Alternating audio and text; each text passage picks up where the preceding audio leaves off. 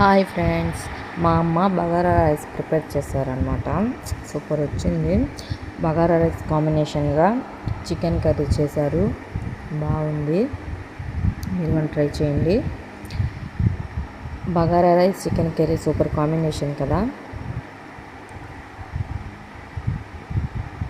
మా అమ్మ చేస్తారు, బాగా చేస్తారు.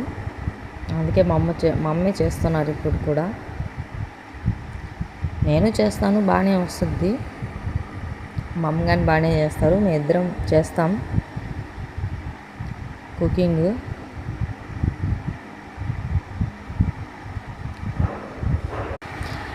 నాలుగు కేజీలు బగారా అన్నం చేస్తున్నానంటారు. ఎసరు పెట్టిన తర్వాత అందులో బియ్యం వేసేసి దమ్ ఇచ్చేస్తే అయిపోతుంది బగారా అన్నం. మీ ఇంట్లో ఎవరు కుకింగ్ బాగా చేస్తారు? మా ఇంట్లో అయితే మా అమ్మ చేస్తారు. చూడండి, దమ్ అయిపోతుంది. ఇంకా 5 నిమిషాలు కొంచెం దమ్ ఇచ్చేస్తే అయిపోతుంది. అయిపోయింది అనమాట, 90% అయిపోయింది. ఇంకా దమ్ ఇచ్చేస్తాము.